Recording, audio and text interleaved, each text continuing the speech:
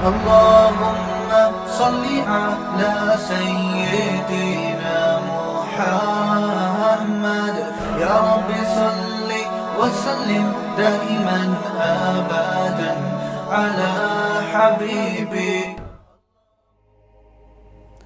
بسم اللہ الرحمن الرحیم. قربانی کے مسائل سے متعلق آج ارادہ ہوا کہ ان مسائل سے متعلق ایک کلپ ریکارڈ کروا دیا جائے اور لوگوں کو قربانی کے بیسک مسائل بتائے جائیں. لوگ بہت زیادہ جو سوالات پوچھتے ہیں تو اس پہ میں نے کچھ اشارے لکھ لیے اپنے سامنے تاکہ جو سوال بہت زیادہ پوچھے جاتے ہیں میں ان کے بارے میں ریکارڈ کروا دوں. تو میں انشاءاللہ یہ جو قربانی ہے اس کے بالکل شروع سے لے کے آخر تک ترتیب سے کوشش کرتا ہوں کہ مسائل بیان کروں اور جو مسائل بہت زیادہ پوچھے جاتے ہیں اللہ تعالیٰ سے دعا ہے کہ وہ سارے آ جائیں. تو پہلا سب سے بڑا مسئلہ یہ ہے کہ قربانی واجب کس پر ہے. قربانی واجب کس پر ہے. لم سم عوام کی سہولت کے لیے ایک نصاب بیان کرتا ہوں جو علماء بتاتے ہیں. 52.5 تولہ چاندی تقریباً 45 سے 50 ہزار یا 55 ہزار یہ آج کل ریٹ چل رہے ہیں, آپ دیکھ لیجیے گا نیٹ پر. تو اتنی مالیت کا کسی کے پاس سونا ہو یا چاندی ہو یا تجارتی مال ہو. تجارتی مال کہتے ہیں وہ سامان جو بیچنے کے لیے آپ نے خریدا ہے, یا کیش رقم ہو, یا یہ کہ ضرورت سے زائد سامان. ضرورت سے زائد سامان کہتے ہیں وہ سامان جو پورے سال بھی استعمال نہ ہوتا ہو.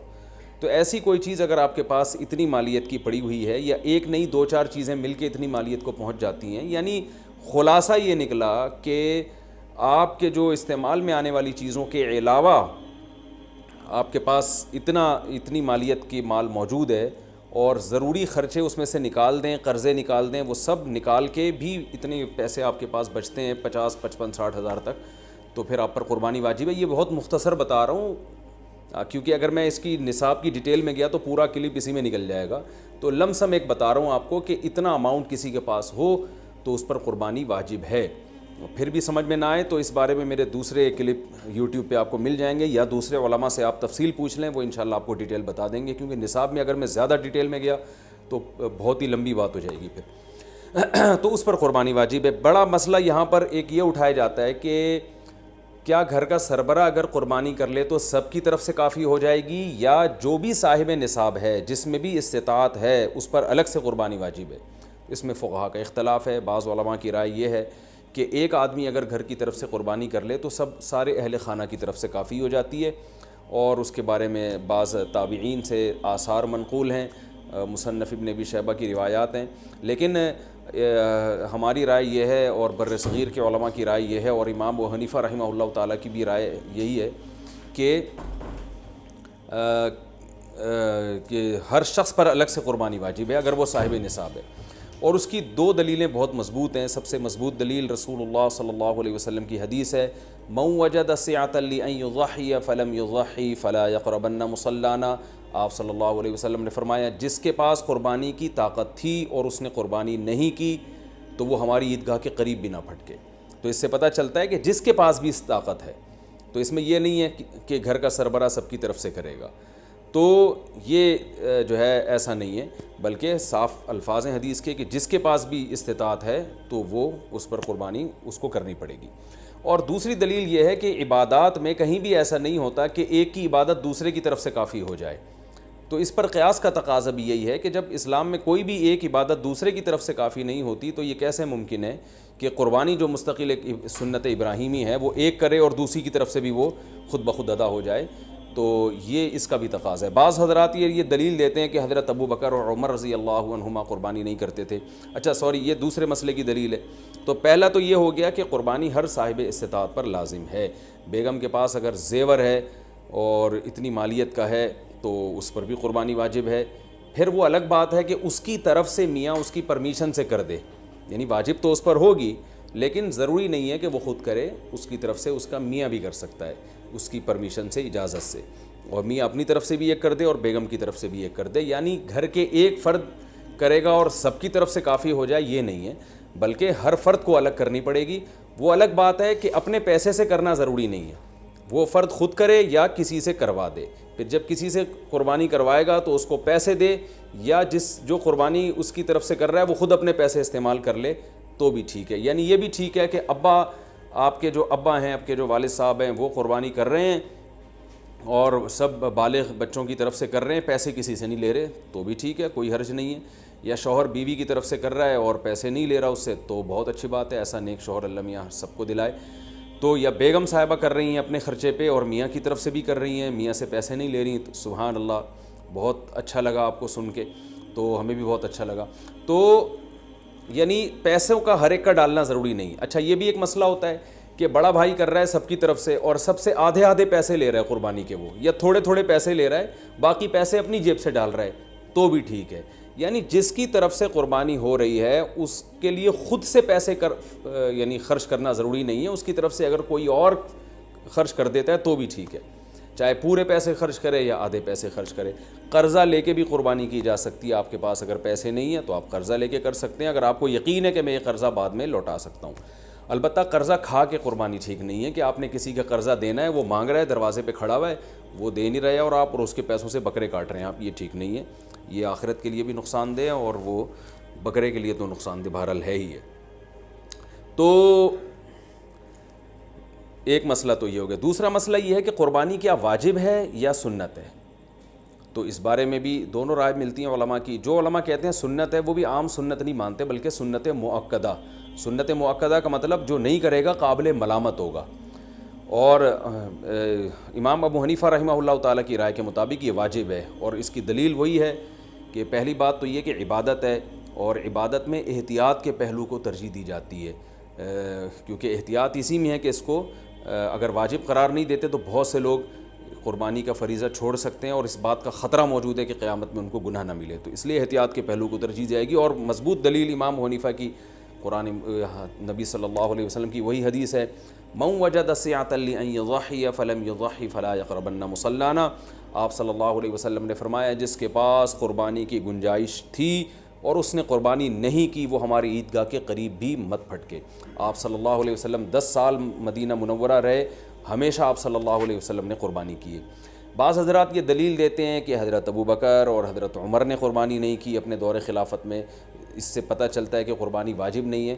تو یہ دلیل اس لیے درست نہیں ہے کہ حضرت ابو بکر اور حضرت عمر رضی اللہ تعالیٰ عنہ مسکین تھے, غریب تھے, اگرچہ مسلمانوں کے خلیفہ تھے, لیکن یہ ان کی ایک کوالٹی تھی کہ اتنے لاکھوں مربع میل کے مالک ہونے کے باوجود وہ پیون زدہ کپڑے پہنتے تھے. تو صاحب استطاعت پہ قربانی واجب ہے. یہ دونوں حضرات بڑے تھے مگر قربانی نہیں کی انہوں نے, جیسے کہ روایت میں آتا ہے اس کی وجہ استطاعت نہ ہونا. تو استطاعت اگر نہیں ہے تو پھر قربانی لازم نہیں ہے, بلکہ اگر آپ قرضہ لے کے قربانی کرو گے اور خطرہ ہے کہ میں قرضہ ادا نہیں کر سکتا تو پھر تو جائز ہی نہیں ہے آپ کے لیے, کیونکہ دوسروں کا حق دبا کے آپ کے لیے عبادت کی بجا آوری یہ ٹھیک نہیں ہے. اس کی فضیلت کیا ہے قربانی کی؟ رسول اللہ صلی اللہ علیہ وسلم نے ارشاد فرمایا بقرعید کے دنوں میں یا ایام نحر میں اللہ کو جانور کا خون بہانے سے زیادہ کوئی عمل محبوب نہیں ہے, اور ہر بال کے بدلے میں اللہ نیکی عطا فرماتے ہیں. یہ قربانی کی بہت بڑی فضیلت ہے, اور اس کی فضیلت آپ علماء سے بیانات میں سنتے ہیں. میں بھی چونکہ بہت مختصر جلدی بات کر رہا ہوں تاکہ میں پورے موضوع کو جلدی سے سمیٹ لوں. اب مسئلہ یہ آئے گا کہ جی قربانی ایک بڑا اہم مسئلہ آج کل یہ چل رہا ہے. نبی صلی اللہ علیہ وسلم نے فرمایا کہ عید کی نماز کے بعد جس نے قربانی کی تو قربانی ہوگی, نماز سے پہلے کر لی تو آپ نے اس قربانی کو قبول نہیں کیا. تو اس سے صاف پتہ چلتا ہے کہ شہر میں جہاں عید کی نماز ہوتی ہے وہاں عید کی نماز سے پہلے قربانی نہیں ہوتی. اب چونکہ بہت ساری عید کی نمازیں ہو رہی ہیں تو علماء کہتے ہیں کہ جس شہر میں آپ رہتے ہیں پورے شہر میں کہیں بھی عید کی نماز ہو جائے گی تو آپ کے لیے قربانی کرنا جائز ہوگا. بہتر تو یہی ہے کہ آپ خود جب تک عید کی نماز نہ پڑھیں قربانی نہ کریں, لیکن اگر کسی نے قربانی کر لی خود نماز پڑھنے سے پہلے تو اگر پورے شہر میں کہیں عید کی نماز ہو چکی تھی تو آپ کی قربانی ہو گئی, عید کی نماز نہیں ہوئی تھی آپ کی قربانی وہ کالعدم ہے. آج کل لاک ڈاؤن کی وجہ سے, کورونا کی وجہ سے یہ بھی مسئلہ کھڑا ہوا ہے, بہت سے ملکوں میں عید کی نماز پہ پابندی ہے. UAE سے فون آتا ہے بھائی یہاں دبئی میں تو عید کی نماز ہی نہیں ہو رہی, تو وہاں کیا کیا جائے گا؟ تو وہاں پر یہ کیا جائے گا کہ بہتر یہ ہے, افضل یہ ہے کہ زوال کے بعد آپ قربانی کریں. اگر پورے شہر میں عید کی نماز ہو ہی نہیں رہی ہے تو پھر زوال کا وقت یعنی ظہر کا وقت جب داخل ہو جاتا ہے تو پھر آپ جانور قربان کریں, اس سے پہلے قربانی نہ کریں. لیکن اگر اس سے پہلے کسی نے قربانی کر لی تو فقہا کی ایک رائے یہ بھی موجود ہے, انشاءاللہ وہ قربانی بھی ادا ہو جائے گی یعنی صبح صادق کے بعد بھی اگر کسی نے قربانی کر لی تو قربانی ہو جائے گی، لیکن بہتر یہ احتیاط اسی میں ہے کہ ایسے جگہوں پہ جہاں عید کی نماز نہیں ہو رہی ہے، بعض کنٹریز ایسے ہیں جہاں عید کی نماز نہیں ہوتی، تو وہاں پر پھر آپ زوال کے بعد جانور کو قربان کریں آپ. یہ مسئلہ ہو گیا. اچھا، اب جانور خریدتے ہوئے کیا چیزیں آپ نے دیکھنی ہیں. سب سے پہلی بات، 4 جانوروں کی قربانی جائز ہے. اونٹ، اور یہ گائے، بھینس بھی گائے کے حکم میں ہی ہے، اور بکرا اور دمبا.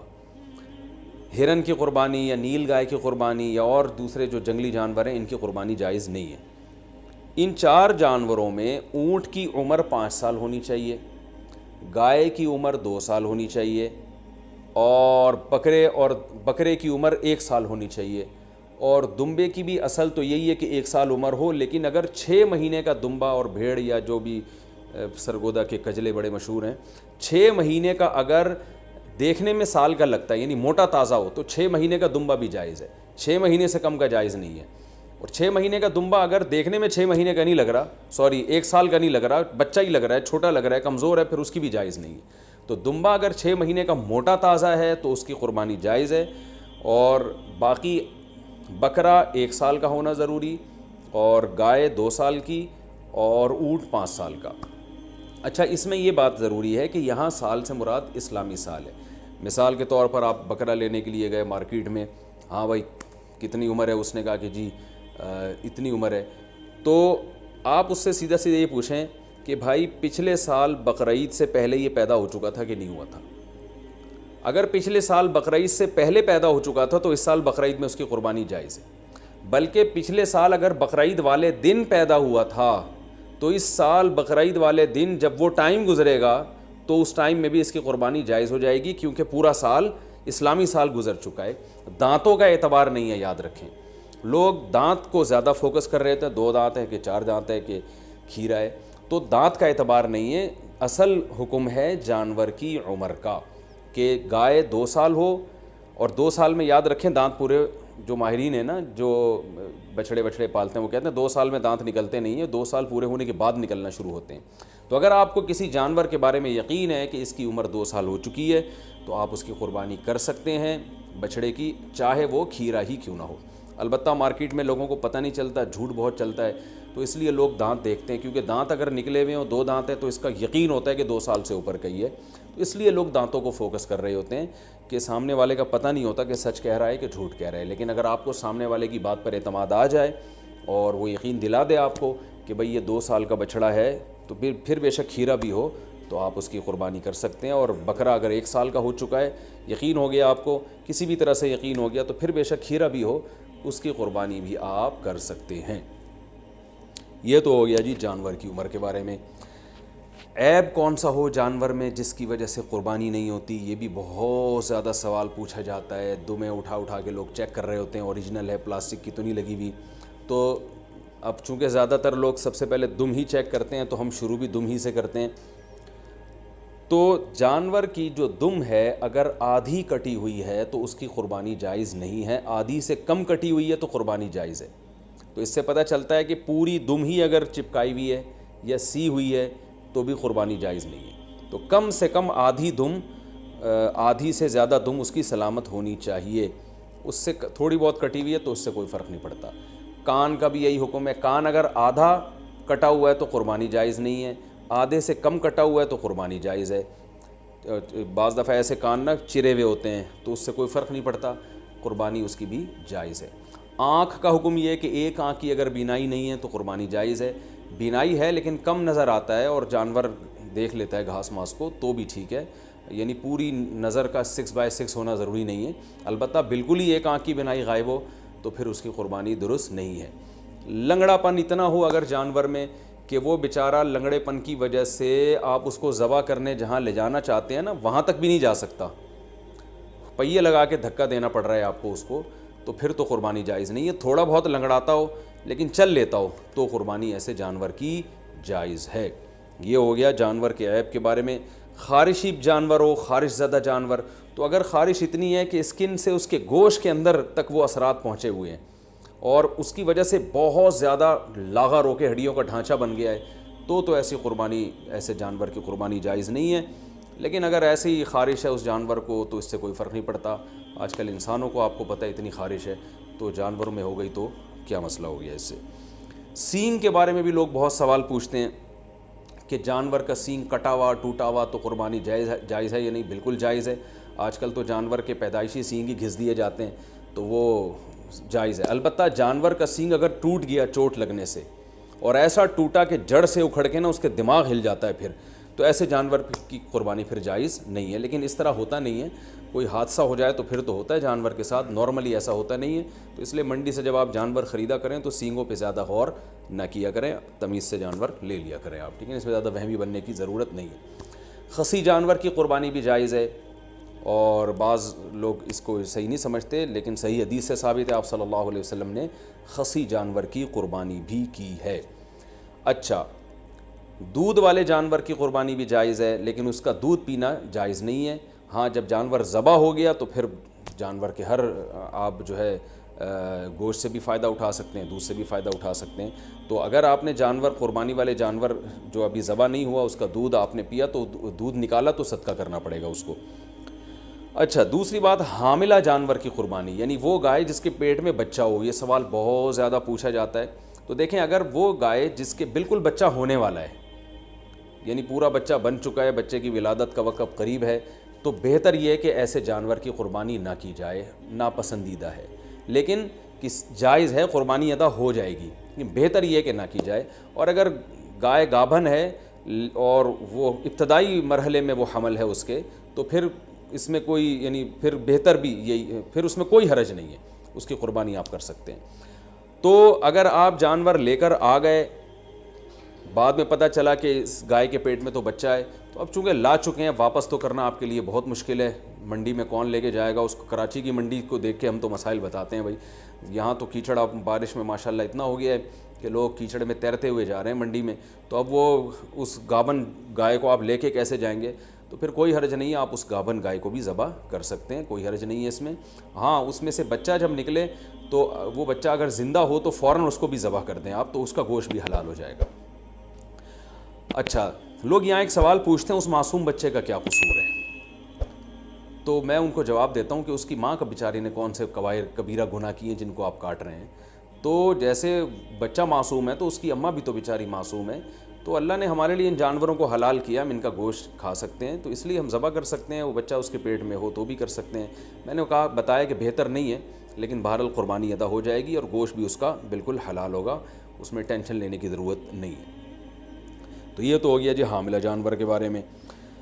اچھا, جانور آپ منڈی سے لے کے آپ نے خریدا, بالکل سب سیٹ ماشاءاللہ فٹ فاٹ جانور تھا, آپ نے اس کو گاڑی میں چڑھایا, چڑھانے کے دوران اس کی ٹانگ وانگ ٹوٹ گئی اور وہ بیچارہ لنگڑا لولا ہو گیا, تو اس کو ذبح کر کے کھا لیں, وہ قربانی کے لائق اب نہیں رہا ہے, اس کی قربانی جائز نہیں ہوگی. یا اسی طرح گاڑی سے اتارتے ہوئے یا گھر میں جو ہے نا کھمبے سے باندھا آپ نے اور جانور نے کوئی شرارت کی یا کچھ مسئلہ ہو گیا جس کی وجہ سے آنکھ چلی گئی اس کی, یا کوئی ایسا عیب پیدا ہو گیا جس کی وجہ سے قربانی جائز نہیں ہوتی, تو اب اس کی قربانی ہو نہیں سکتی. وہ آپ پھر قصائی کو بھی بیچ سکتے ہیں اور خود بھی گوشت کھا سکتے ہیں.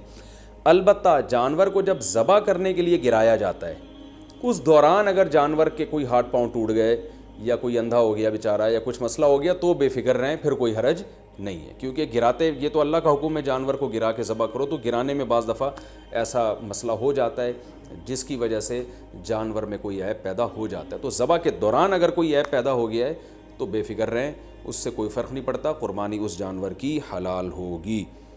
یہ تھا جانور کو گاڑی میں چڑھانا اور اتارنے سے متعلق.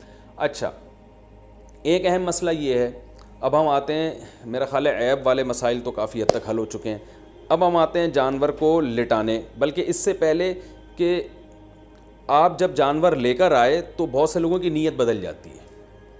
آپ جانور لے کر آئے, بچھڑا, جب محلے والوں نے آ کے دیکھا تو کسی نے کوئی تعریف کرتا ہے, کوئی کہتا ہے یار یہ کیا اٹھا کے لے آئے آپ, ٹھیک ہے نا. تو اب آپ کا دل بدل گیا کہ یار پڑوسیوں کے یہاں تو بچھڑا ہے, وہ تو بڑا ٹائٹ ہے. اب آپ کا دل چاہ رہا ہے کہ میں اس جانور کو چینج کروں. تو دیکھیں, اگر آپ نے جانور خریدتے ہوئے قربانی کی نیت سے نہیں خریدا, ویسے ہی خریدا تھا, بعد میں سوچا تھا کہ میں دیکھوں گا قربانی کرنی ہے کہ نہیں کرنی, تو آپ اس کو بیچ دیں, کچھ بھی کریں, کوئی حرج نہیں ہے. لیکن اگر آپ نے قربانی کی نیت سے خریدا تھا، جیسے کہ 99% لوگ بقرعید میں قربانی کی نیت ہی سے جانور خرید رہے ہوتے ہیں، گھر لانے کے بعد آپ کی نیت بدل گئی، یار وہ پڑوسی جو وسیم بھائی جو بچھڑا لے کر آئے ہیں نا، اس پہ الگ ہی نور برس رہا ہے، اور وہ ہمارے بچھڑے کے ساتھ جب کھڑا ہوتا ہے تو ہمارا بچھڑا تو احساس کمتری میں آئے نہ ہے، ہم احساس کمتری کے شکار ہوتے ہیں۔ تو اب آپ نے ارادہ کیا یہ بچھڑا آپ کسی کو پہنا دیں، تو بالکل جائز ہے، جیسے کسی نے آپ کو پہنایا تو آپ بھی کسی کو وہ بچھڑا پہنا سکتے ہیں۔ تو لیکن پہنانے کے بعد ہوگا یہ کہ اگر اب آپ کو کرنا یہ پڑے گا کہ آپ جو بچھڑا لے کر آئے تھے یا بکرا لے کر آئے تھے، فار ایگزامپل وہ 1 لاکھ کا تھا، آپ نے آگے بیچا 1,20,000 میں، اور اب نیا بچھڑا لائے دوبارہ 1 لاکھ کا، تو یہ 20,000 کا جو پروفٹ ہے یہ آپ کے لیے جائز نہیں ہے، بلکہ 20,000 کا پروفٹ آپ کو صدقہ کرنا پڑے گا۔ تو اس لیے جب پرانا جانور آپ بیچیں گے تو نیا جانور یا تو اسی کی قیمت کا ہو یا اس سے زیادہ کی قیمت کا، اس سے کم قیمت کا لے کر آ گئے تو پروفٹ آپ کو صدقہ کرنا پڑے گا۔ تو یہ ایک اہم بات ہے، بیچنا بالکل جائز ہے، اس میں کوئی حرج نہیں ہے۔ میں نے کہا جیسے کسی نے پہنایا تو آپ بھی پہنا سکتے ہیں، تو اس میں کوئی حرج نہیں، لیکن پروفٹ پھر آپ کے لیے حلال نہیں ہے، کیونکہ یہ قربانی کی نیت سے جب آپ نے یہ جانور خریدا ہے، جب آپ نے قربانی کرنے کی نیت سے خرید لیا تو اب اس میں پروفٹ کمانا آپ کے لیے جائز نہیں رہا۔ آپ بچھڑا لے کر آئے، پورا بچھڑا اپنے لیے لے کر آئے آپ قربانی کی نیت سے، تو یہاں آپ نے ارادہ کیا، محلے والے آ گئے، وسیم بھائی نے کہا یار ایک حصہ ہمیں بھی دے دو یار ایک حصہ، تو آپ کا ارادہ بدل گیا، آپ نے کہا چل بھائی، تو آپ اس میں سے حصے بھی دوسروں کو دے سکتے ہیں، اس میں بھی کوئی حرج نہیں ہے۔ تو یہ بھی جائز ہے آپ کے لیے کہ اس جانور میں آپ سب کو شریک کر لیں۔ تو یہ ضروری نہیں ہے کہ آپ نے اپنے لیے گائے خریدی تو اب وہ پوری گائے آپ کے، اپنے ایک حصہ بھی آپ اپنا اس میں رکھ سکتے ہیں، 6 حصے دوسروں کو دے سکتے ہیں۔ ایک اہم بات یہ بھی ہو گئی۔ دوسری ایک اہم بات یہ ہے کہ آج میرے پاس عصر کے بعد ایک بندہ آیا، میں بچھڑا لایا تھا، صبح جب میں نے دیکھا تو اس کا انتقال ہو گیا۔ ان کی ورڈنگ یہی تھی، انتقال ہو گیا۔ میں نے کہا انتقال تو آدمیوں کے ہوتے ہیں، جانوروں کی تو موت واقع ہوتی ہے بھائی۔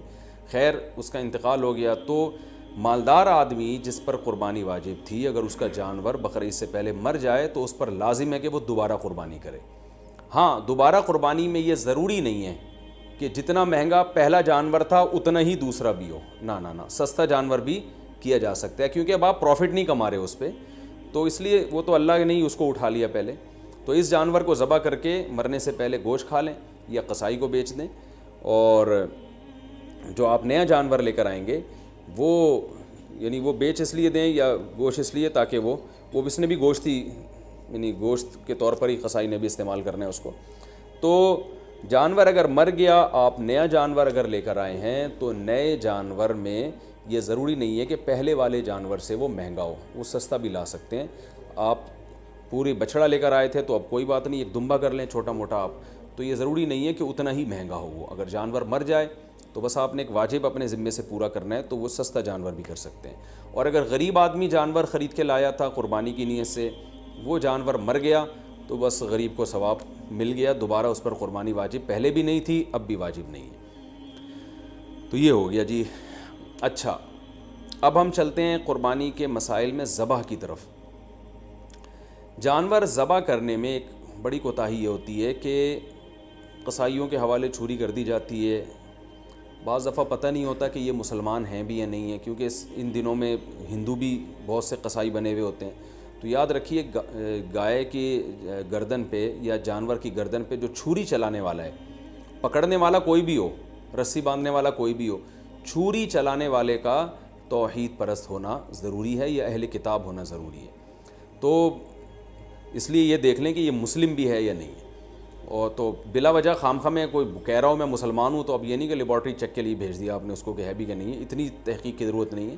تو بس یہ پہلے تحقیق کر لیا کریں بھائی، مسلمان ہو، توحید پرست ہو، ایک اللہ کو مانتے ہو، نبی صلی اللہ علیہ وسلم کی ختم نبوت کے قائل ہو، اور نبی صلی اللہ علیہ وسلم کو مختار کل، مشکل کشا، حاجت روا تو نہیں سمجھتے، تو جو توحید کا عقیدہ ہے نا وہ بہرحال پہلے ضروری ہے، جو بیسک اسلام کے عقائدے ہیں وہ اس کو پتہ ہونے چاہیے۔ تو اس کے بغیر جانور کا ذبیحہ جو ہے، اگر آپ کو پتہ چل گیا کہ یہ مشرک ہے تو پھر اس کا ذبیحہ حلال نہیں ہے، ایک بات۔ دوسری بات، قصائیوں میں یہ کوتاہی ہوتی ہے کہ قصائی جو ہے وہ منہ میں گٹکے ہوتے ہیں، پان ہوتے ہیں، میں نے خود دیکھا ہے کہ وہ تکبیر نہیں پڑھ رہے ہوتے ذبح کرتے ہوئے، سب نہیں کرتے، یعنی بعض لوگ ایسا کرتے ہیں، تو اگر جان بوجھ کر کسی نے تکبیر چھوڑ دی ہے تو بھی جانور مردار ہو جائے گا۔ تو اس لیے قرآن مجید میں صاف اللہ کا حکم ہے وَلَا تَأْكُلُوا مِمَّا لَمْ يُذْكَرِ اسْمُ اللَّهِ عَلَيْهِ، وہ جانور جس پر اللہ کا نام نہ لیا جائے اس کو مت کھاؤ۔ تو اس لیے اس بات کا اہتمام کرنا چاہیے، جو لوگ جانور کے قریب کھڑے ہوئے ہیں ان کو سب کو چاہیے زور سے تکبیر پڑھنا شروع کر دیں تاکہ چھری پھیرنے والے کو یاد آ جائے اور وہ غفلت نہ کرے اس بارے میں۔ ہاں اگر بھولے سے رہ گیا، اس بیچارے کو یاد ہی نہیں رہا، تو وہ جانور حلال ہے، اس میں کوئی حرج نہیں ہے۔ جان کر تکبیرات چھوڑ دینا یہ بالکل اس سے جانور مردار ہو جاتا ہے۔ بعض اب ایسے ہوتا ہے کہ ایک آدمی سے چھری چل نہیں رہی ہوتی تو دوسرا بھی ہاتھ لگا دیتا ہے، یار ہم دونوں مل کے چھری چلا دیتے ہیں۔ تو دو آدمیوں نے اگر چھری چلائی ہے تو پھر دونوں پر تکبیر پڑھنا واجب ہے، دونوں میں سے ایک بھی اگر تکبیر چھوڑ دے گا تو جانور حلال نہیں ہوگا، اس کا خیال کیا کریں۔ اور ویسے بھی جانور کو خود ذبح کیا کریں۔ علماء کہتے ہیں کہ جانور ذبح کرنے والا جس کی قربانی ہے نا وہ خود ذبح کرے گا تو اس میں زیادہ ثواب ہے۔ ایک کوتاہی جو بہت عرصے سے میں بتاتا چلا آ رہا ہوں، قصائی جانور ذبح کرنے کے بعد 4 رگیں کٹنے کے بعد حرام مغز میں چاقو مارتے ہیں، یہ بالکل غلط ہے۔ صرف 4 رگیں کاٹ کے جانور کو چھوڑ دینا ہے تاکہ بلیڈنگ زیادہ ہو، اس کا خون نکل جائے باڈی سے۔ قصائیوں کے پاس ٹائم کم ہوتا ہے، وہ جلد بازی میں ہوتے ہیں، لہذا وہ کہتے ہیں کون اتنی دیر جانور کے ٹھنڈا ہونے کا انتظار کرے۔ بالکل ایسے ہی جیسے خواتین کو جب ڈیلیوری ہوتی ہے نا، بچہ پیدا ہوتا ہے تو بعض گائنی کی ڈاکٹر کہتی ہیں کون اتنی دیر انتظار کرے گا، لاؤ چاپڑ چاقو کینچی لاؤ، پیٹ چاک کرو اور آپریشن کر کے بچہ باہر نکالو، ہم نے دوسرا کیس بھی نمٹانا ہے۔ تو ہر آدمی جلدی میں گھوڑے پہ بیٹھا ہوا ہے، تو قصائی تو آپ کو پتہ ہے اس وقت جیٹ طیاروں پہ بیٹھے ہوئے ہوتے ہیں بقرعید والے دن، تو ان کے پاس اتنا ٹائم نہیں ہوتا جانور کی 4 رگیں کاٹیں پھر چھوڑ دیں، بلیڈنگ ہوگی، خون نکلے گا۔ وہ کہتے ہیں یار بس جلدی سے نا اس کے حرام مغز میں چاقو مارتے ہیں گردن میں، اور جانور کو تکلیف بھی ہوتی ہے اس سے اور جلدی مردار ہو جاتا ہے۔ اس کا نقصان یہ ہوتا ہے کہ جتنی بلیڈنگ ہونی چاہیے، خون نکلنا چاہیے، نکلتا نہیں ہے۔ تو اس سے 3 نقصان، پہلا نقصان مکروہ عمل ہے، یہ شریعت میں یہ طریقہ ہمیں ذبح کرنے کا نہیں بتایا۔ دوسرا نقصان جو گوشت میں خون باقی رہ جاتا ہے، جو ذبح کرنے کا مقصد ہے وہ پورا حاصل نہیں ہوتا۔ تیسرا نقصان گوشت کی لذت بھی کم ہو جاتی ہے۔ اور چوتھا ایک اور نقصان، گوشت میں جو بیماریاں ہیں آپ کو پتہ ہے بلڈ کی وجہ سے ہوتی ہیں، کہ بلڈ اگر گوشت میں رہ جائے تو اس میں بیماریاں بھی رہ جاتی ہیں، اگر خون اچھی طرح نکل جائے تو گوشت بیماریوں سے بھی صاف ہو جاتا ہے۔ تو یہ 4 فائدے ہیں جن کی وجہ سے آپ قصائی کو مجبور کیا کریں کہ بھائی ذرا تھوڑی دیر جو ہے نا صبر کرو، اور اگر پھر بھی صبر نہیں کرتا تو جس کھونٹے سے آپ نے گائے کو باندھا تھا، جیسے ہی جانور ذبح ہو فوراً جو جتنے آدمی جانور پہ تھے وہ سارے جانور کو چھوڑ کے قصائی پہ آ جائیں اور اس کھونٹے سے اس کو باندھ دیں تاکہ جانور آرام سے خود سے ٹھنڈا ہو جائے۔ یہ بھی کرتے ہیں کہ جانور ٹھنڈا ہوا نہیں ہوتا کھال اتارنا شروع کر دیتے ہیں اس کی، تو یہ بھی غلط ہے۔ لیکن اگر ایسے جو وہ قصائی جو پکڑائی میں نہیں آ رہا، اگر آپ نے اس کو کھونٹوں سے باندھ دیا تو انشاءاللہ یہ تمام ٹینشنیں آپ کی حل ہو جائیں گی۔ قصائی حضرات ناراض ہوتے ہیں میری ان باتوں سے، بھائی میں آپ کے بارے میں بات ہی نہیں کر رہا، میں ان قصائیوں کے بارے میں بات کر رہا ہوں جو شرافت سے کنٹرول میں آ نہیں رہے۔ تو آپ تو ماشاءاللہ اچھے لوگ ہیں جو میرا بیان سن رہے ہیں، آپ تو جانور کی 4 رگیں کاٹیں گے، اس کے بعد آپ آرام سے بیٹھ جائیں گے یا دوسرے جانور کو گرانے کی فکر میں لگ جائیں گے، اور یہ جب اس کی بلیڈنگ ہو جائے گی اچھی طرح سے تو ٹھنڈا ہو جائے گا تو پھر آپ اس کا گوشت کاٹیں گے اور کھال اتاریں گے آپ اس کی۔ تو آپ کے بارے میں بات کر نہیں رہا، میں ان قصائیوں کے بارے میں بات کر رہا ہوں جو جلد باز ہیں۔ اچھا بھائی، اب مسئلہ یہ ہے کہ گوشت کی تقسیم میں تول کے گوشت تقسیم کرنا ضروری ہے، خوب اچھی طرح سمجھ لیں۔ گوشت سودی اموال میں سے ہے، لہذا گوشت کے جب 7 حصے ہوں گے تو تول کے ہوں گے، یہ خوب سمجھ لیں۔ لوگ کہتے ہیں ہم راضی ہیں، تو راضی ہونے کا مسئلہ نہیں ہے، یہ سودی اموال میں سے ہے۔ اب میں اس کی ڈیٹیل میں جاؤں گا تو یہ کلپ بہت زیادہ لمبا ہو جائے گا، تو اس لیے بس علماء کی بات پر اعتماد کر لیں۔ اس کو تول کے تقسیم کرنا واجب ہے۔ اگر تول کے تقسیم سے بچنا چاہیں تو 60 ڈھیریاں بنا کر 7 میں کلیجی ملا دیں، تو پھر تول کے تقسیم کرنا واجب نہیں رہے گا۔ اس کے دلائل کیا ہیں یہ کسی اور وقت انشاءاللہ بیان کروں گا۔ تو اور پھر بھی احتیاط اسی میں ہے کہ تولیں بھی اور کلیجی بھی ملا دیں 7 ڈھیریوں میں، تاکہ اگر تول میں گڑبڑ ہو گئی ہو تو کلیجی اس کے جو ادھر اگر تھوڑا سا گوشت زیادہ چلا گیا تو اس کے مقابلے میں ادھر کلیجی آ جائے تو سود سے بچت ہو جائے گی۔ وہ لوگ کہتے ہیں پتہ نہیں کس قسم کی باتیں کر رہے ہیں، وہ انشاءاللہ بعد میں ڈیٹیل میں اس مسئلے کو سمجھا دوں گا، بلکہ پہلے سمجھا بھی چکا ہوں کئی دفعہ کہ سودی اموال میں عقل نہیں چلتی ہے۔ جب شریعت نے برابری کا حکم دیا تو بس برابری ہے، تو گوشت بھی سودی اموال میں سے ایک مال ہے۔ جیسے 10 روپے دے کے کوئی 11 روپے نہیں لے سکتا نا، تو اسی طرح گوشت میں بھی ایسا ہی ہے، تو یہ اس کا خیال کرنا چاہیے۔ اچھا، قربانی کے حصے داروں میں اگر کوئی شخص حرام آمدن والا شریک ہو گیا تو سب کی قربانی برباد ہو جائے گی. اس لیے اس کا بھی اہتمام کرنا چاہیے. اجتماعی قربانی میں اعلان لکھ کے لگانا چاہیے کہ بھائی حرام آمدن والے شرکت نہ کریں, یا پہلے سے سیٹ اپ بنانا چاہیے کہ ایک الگ سے ایسی گائے ہو جو صرف حرام آمدن والوں کا اس میں حصہ ہو, تاکہ اس میں قربانی ہو ہی نہیں, وہ گوشت ذبح کر کے ویسے ہی غریبوں میں بانٹ دیا جائے. بعض مدارس میں اس کا اہتمام کیا جاتا ہے کہ وہ پہلے سے جو ہے نا کچھ حصے ایسے انہوں نے رکھے ہوئے ہوتے ہیں. تو لیکن اگر آپ گھر کی گائے لائے ہیں یا ویسے کسی گائے میں حصہ لے رہے ہیں اور اس میں کوئی حرام آمدن والا آ گیا, لیکن اگر آپ کو پہلے سے پتہ نہیں ہے تو پھر شریعت نے ہمیں بلا وجہ کے تجسس کا حکم نہیں دیا. یہ ایک آدمی زبان سے کہہ رہا ہے میں حلال کماتا ہوں, بس اس کی زبان پر اعتماد کرنا ہمارے لیے کافی ہے. اب آپ نے کہیں اجتماعی قربانی میں حصہ لیا, اب یہ نہیں کہ آپ اپنی گائے کے بارے میں تحقیقات کرتے پھرنے اس میں حرام تو ہے کہ نہیں ہے. وہ گناہ پھر انہی لوگوں پر ہوگا جنہوں نے اجتماعی قربانی کا انتظام کیا ہے. اگر انہوں نے خود سے جان کر کسی حرام والے کو شامل کر دیا تو وہ گناہ گار ہوں گے. تو آپ کو اگر جب تک پتہ نہیں ہے تو شریعت میں یہی حکم ہے, اب ہمو ما ابہم اللہ, جس چیز کو اللہ نے واضح نہیں کیا ہے تو ہم اچھا گمان ہی رکھیں گے اس میں. اچھا, یہ قربانی کا گوشت غیر مسلموں کو دینا بالکل جائز ہے, اس میں کوئی حرج نہیں ہے, غیر مسلم کو بھی دے سکتے ہیں. گوشت جب آپ کے ہاں آئے تو آپ بہتر یہ ہے کہ اس کے 3 حصے کر دیں, ایک غریبوں کے لیے, ایک رشتہ داروں کے لیے اور ایک اپنے لیے. رشتہ داروں کا مطلب یہ ہوتا ہے کہ جو دعوتیں آپ کرتے ہیں وہ بھی رشتہ داروں ہی میں آتی ہے, تو اس لیے آج کل یہ بھی ٹھیک ہے کہ 1/3 صدقہ کر دیں, 2/3 گھر میں رکھ لیں جس میں آپ دعوتیں بھی ہو رہی ہیں اس میں خود بھی کھا رہے ہیں. اور علماء نے بیان کیا بھائی جس کی اولاد زیادہ ہے, اہل و عیال زیادہ ہیں, اور تو وہ اگر پورا گوشت بھی گھر میں رکھ لے تو بھی ٹھیک ہے, اس لیے کہ اپنے اولاد کا, اپنے بچوں کا حق پہلے ہے. کیونکہ وہ اگر دمبا بیچارے نے ذبح کیا اور وہ 1/3 صدقہ کر دے گا تو 8-10 بچے, تو پھر وہ میرا خیال ہے وہ غریب آدمی کے بچے, تو پھر تو پورے سال بیچاروں کو گوشت نہیں ملتا. تو ایسے غریب آدمی کے لیے حکم یہ ہے کہ وہ پھر پورا گوشت بھی رکھ لے, یہ زیادہ بہتر ہے اس کے لیے.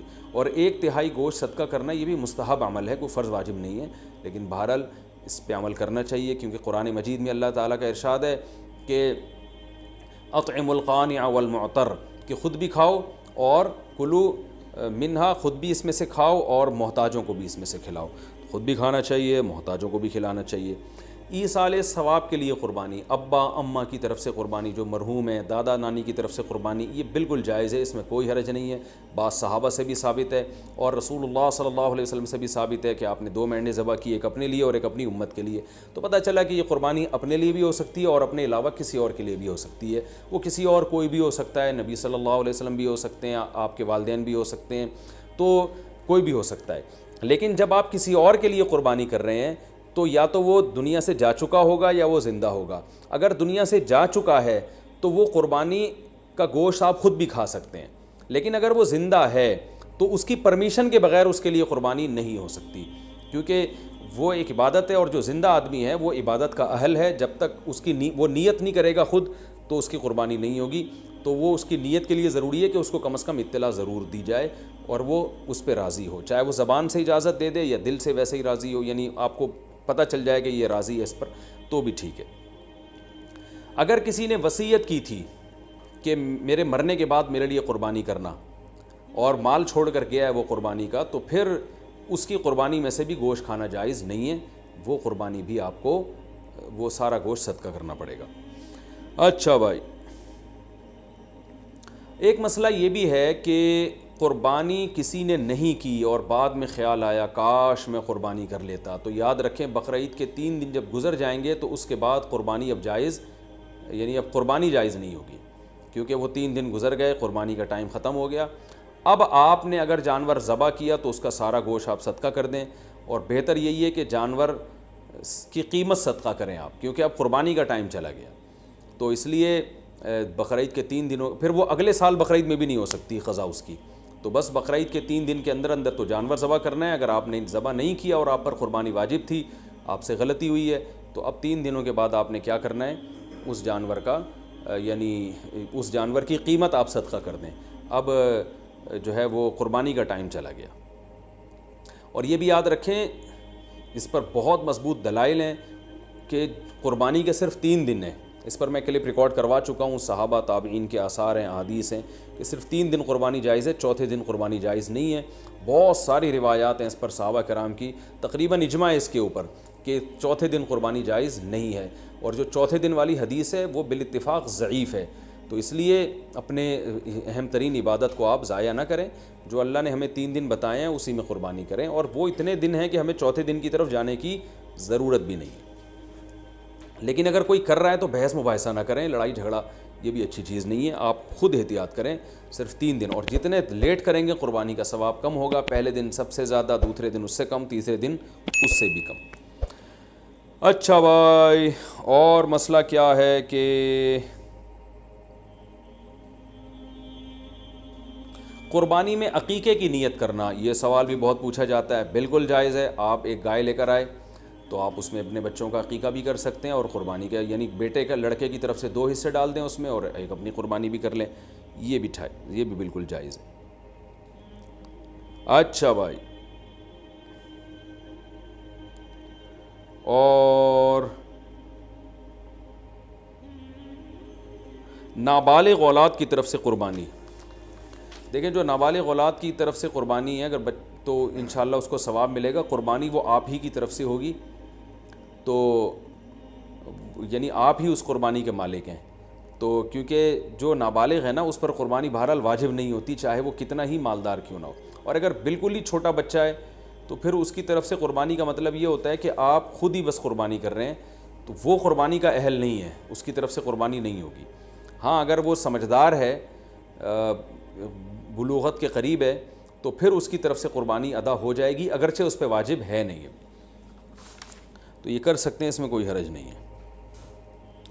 اچھا, ایک اہم مسئلہ یہ بھی ہے کہ اونٹ کو ذبح کرنا یہ سنت نہیں ہے. اونٹ کو نہر کرنا سنت ہے.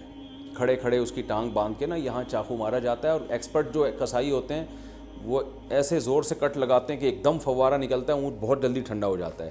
اور جو اناڑی ہوتے ہیں وہ بہت تکلیف دیتے ہیں جانور کو, وہ گھماتے رہتے ہیں اس میں, اور ان کو صحیح نس ملتی نہیں ہے, رگ ملتی نہیں ہے, اونٹ کا خون کم بہتا ہے, وہ بہت دیر سے اس کی جان نکلتی ہے. تو یہ بہت جو ہے وہ اچھا کام نہیں ہے جانور کو تکلیف دینا. آپ صلی اللہ علیہ وسلم نے حکم دیا ہے کہ جب تم میں سے کوئی شخص جانور کو ذبح کرنے کا ارادہ کرے تو اسے چاہیے کہ جانور کو راحت پہنچائے, اس کی راحت کا خیال رکھے, وہ اس کی کو اذیت نہ دے, تکلیف نہ دے. اور آپ نے یہ بھی فرمایا کہ اپنی چھری کو پہلے تیز کر لو تاکہ جانور کو تکلیف نہ ہو. بعض لوگ یہ کر رہے ہوتے ہیں, جانور کو لٹا کے چھری تیز کر رہے ہوتے ہیں. وہ بھائی پہلے ہی کر لیتے یہ کام, اس کو آپ نے جو لٹا کے اتنی تکلیف دی ہوئی ہے, یہ ٹھیک نہیں, یہ ٹھیک عمل نہیں ہے. تو جانور کو راحت دینے کا ہمیں حکم ہے, تکلیف سے اس کو بچانا ہے ہم نے. تو یہ کچھ مسائل تھے, اور بھی کوشش کر رہا ہوں کہ کوئی مسائل دماغ میں آ جائیں جو لوگ زیادہ زیادہ. ہاں, ایک اہم مسئلہ یہ, بعض جانور بڑے شرارتی ہوتے ہیں, کنٹرول میں نہیں آ رہے ہوتے. جیسے بعض میاں کنٹرول میں نہیں آتے, بعض بیویاں کنٹرول میں نہیں آتی, بعض بچے کنٹرول میں نہیں آتے, اور بعض دفعہ آپ کا ملازم کنٹرول میں نہیں آ رہا. تو اس دفعہ بعض دفعہ آپ ایسی گائے لے آتے ہیں کہ وہ گائے, ابھی ہمارے 2-3 سال پہلے محلے میں ایک بچڑا آیا, وہ ایسا خونخوار قسم کا بچڑا کہ وہ کسی کو قریب ہی نہ آنے دے. تو ایک قصائی آیا, اس نے کہا ابے دیکھو ایسی کی تیسی, میں کسی سے نہیں ڈرتا, اور بغیر کچھ کہے نا وہ بچڑے کے قریب چلا گیا. جو وہاں بچڑے کے قریب لوگ تھے نا, ان کا بیان ہے کہ وہ ایسے اچھلتا ہوا قصائی بچڑے کے پاس گیا کہ جیسے ڈرتا ہی نہیں ہے. تو کہہ رہے ہیں ہمیں چند سیکنڈ کے بعد ہمیں یہ لگا کہ صرف بچڑا ہے, قصائی ہے نہیں یہاں پہ کہیں بھی. تو ہم حیران, یہ قصائی کیا کہاں, یعنی بچڑے نے اتنی اسپیڈ کے ساتھ اس کو لات ماری ہے کہ قصائی مارکیٹ سے شارٹ. تو کہہ رہے ہیں ہم دیکھا وہ وہاں پڑا ہوا ہے. تو وہ فنٹر گیری بھی بعض لوگ کر رہے ہوتے ہیں. تو ایسا جانور جو بہت ہی شرارتی ہو, قابو میں نہ آ رہا ہو, تو شرعاً یہ جائز ہے کہ آپ اس کو پہلے اگر کسی گولی وغیرہ سے مار دیں, گرا دیں اس کو بندوق سے, اور پھر ذبح کر لیں تو بھی جائز ہے. یا اور کسی طریقے سے اس کو قابو میں لانے کے لیے یہاں پر اس کے گردن پہ کھڑے کھڑے بھی ذبح کر سکتے ہیں. یعنی اس کو آپ, یعنی 2 دھاری چاقو آپ نے گردن پہ لگایا اور اس کو چاروں رگیں کاٹ ڈالی تو بھی جائز ہے. تو بہتر سنت طریقہ تو یہی ہے کہ لٹا کے گلے پہ چھری چلائی جائے بچھڑے کے. لیکن اگر وہ بے قابو بچھڑا ہے تو کھڑے کھڑے بھی مجبوراً اس کو ذبح کرنا جائز ہے. ہاں, اگر گولی ماری آپ نے اس کے گرانے کے لیے اور گولی سے ہی وہ ٹھنڈا ہو گیا تو پھر حرام ہو جائے گا, چاہے گولی پہ تکبیر بھی کیوں نہ پڑی ہو, کیونکہ گولی کا شکار جائز نہیں ہے, حلال نہیں ہے. تو اس لیے دھاری دار چیزوں کا شکار ہوتا ہے. اسی طرح جانور اگر بھاگ گیا اور آپ نے اس کو چاقو مارا پیچھے سے تکبیر پڑھ کے, اور تیر مارا یا چاقو مارا, آج کل لوگ ارطغرل دیکھ رہے ہیں تو تیر ویر بھی لوگ گھروں میں لا کے رکھ رہے ہوں گے, تو تیر مارا, دھاری دار چیز ہے نا, وہ تیر اس کے جا کے لگا یا چاقو آپ نے مارا, وہ چاقو اس کے لگا, اس سے وہ زخمی ہو گیا, اس سے وہ نیچے گرا, آپ فوراً بھاگیں جا کے اس کو ذبح کریں, لیکن آپ فوراً بھاگے اور ذبح کرنے سے پہلے وہ ٹھنڈا ہو گیا تو بھی وہ حلال ہے, کیونکہ دھاری دار چیز سے شکار اگر کیا تو پھر اگر آپ کو ذبح کرنے کا موقع نہیں ملتا اور اس دوران جانور مر جاتا ہے تو وہ شکار حلال ہوتا ہے, بشرطے کہ آپ نے تیر پھینکتے ہوئے یا چھری پھینکتے ہوئے آپ نے تکبیر پڑھی ہو, اللہ کا نام لیا ہو.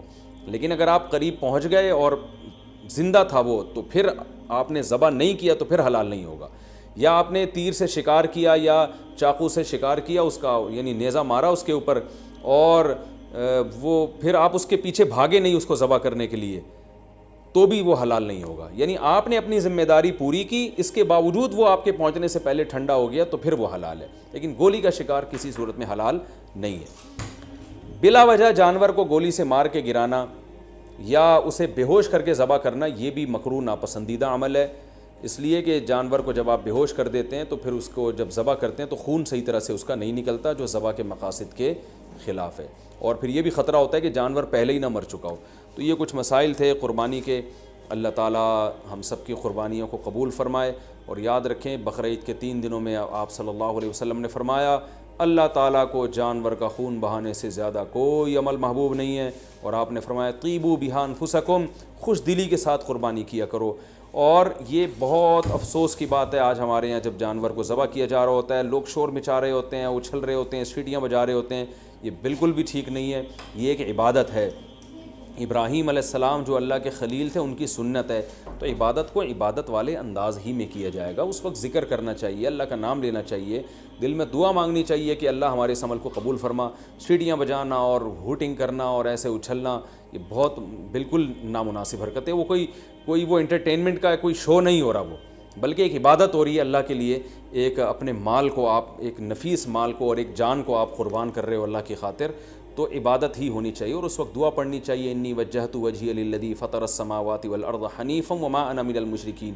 یہ دعا کسی کو یاد نہ ہو تو ویسے ہی زبان سے کہہ دے اللہ یہ میری طرف سے اور میں نے تیری طرف رخ کیا, اور یہ میری طرف سے صرف تیرے لیے قربانی ہے اور تیرے خلیل ابراہیم علیہ الصلاۃ والسلام کی سنت کو میں زندہ کر رہا ہوں. یہ دل میں نیت کر لے, زبان سے اچھے الفاظ کہہ دے کہ اللہ تو میری طرف سے قبول کر لے اس کو. تو یہ الفاظ کہنے چاہیے, دعا مانگنی چاہیے کہ اللہ اس کو قبول فرما لے. تو یہ ہے قربانی کا گوشت اسٹور کتنے دن کر سکتے ہیں, جتنے دن تک چاہیں, فریج جب تک آپ کی اجازت دیتا ہے. البتہ میں ایک چٹکلا سناتا ہوں. وہ ایک آدمی نے اپنا بکرا دیکھا جنت میں ٹہلتا ہوا نظر آ رہا ہے, بکرا ذبح کیا تھا نا اس نے, لیکن اس بکرے کی ایک ٹانگ جو ہے نا وہ نہیں تھی. تو اس نے بکرے سے پوچھا بھائی تیری ایک ٹانگ کہاں ہے؟ تو اس نے کہا وہ ابھی تک تیرے فریج میں رکھی ہوئی ہے, 6 مہینے ہو گئے ہیں, ٹھیک ہے نا, وہ یہاں پہنچی نہیں ہے.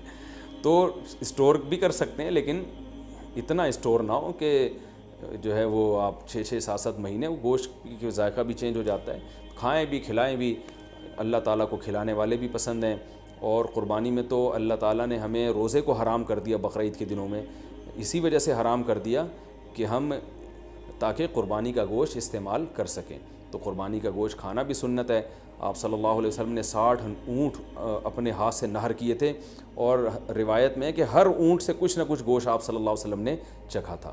تو اس لیے مبارک گوشت ہے, اللہ کی طرف سے ضیافت ہے. اللہ تو بھائی دال چاول بھی کھلا رہا ہو اپنی طرف نسبت کر کے, تو بھی بڑی چیز ہے وہ. اللہ ہمیں گوشت کھلا رہا ہے, تو یہ وہ گوشت نہیں ہے جو پورے سال ہم کھاتے ہیں, یہ وہ گوشت ہے جو صرف 3 دن اللہ اپنی طرف سے ہمیں اپنی طرف نسبت کر کے ضیافت کرتا ہے کہ میری طرف سے یہ تمہاری ضیافت ہے. بڑی مبارک چیز ہے. اللہ تعالی ہم سب کو سمجھنے کی, عمل کرنے کی توفیق عطا فرمائے. وما علینا الا البلاغ. ایک اور مسئلہ رہ گیا کہ قصائی کو گوشت اجرت کے طور پہ دینا جائز نہیں ہے. قصائی کو الگ سے اجرت دیں. گوشت ویسے ہی جب بیٹھا ہو تو کھانا وانا گوشت پکا کے کھلا سکتے ہیں, سب کھا رہے ہوتے ہیں تو وہ بھی کھا سکتا ہے. لیکن گوشت جو الگ سے قصائی لوگ سائڈوں پہ نکال لیتے ہیں, پٹ کا گوشت الگ کر دیا, چانپیں ادھر کر دیں, بہت ہاتھ گھوم رہے ہوتے ہیں بعض. مفتی طارق مسعود صاحب کے بیانات سننے کے لیے youtube.com/مفتی طارق مسعود کو سبسکرائب کریں. اور اگر آپ لائیو ویڈیو کو کبھی بھی مس نہیں کرنا چاہتے ہیں تو سبسکرائب کرنے کے بعد بیل آئیکن پہ کلک کرنا مت بھولیں. جزاک اللہ.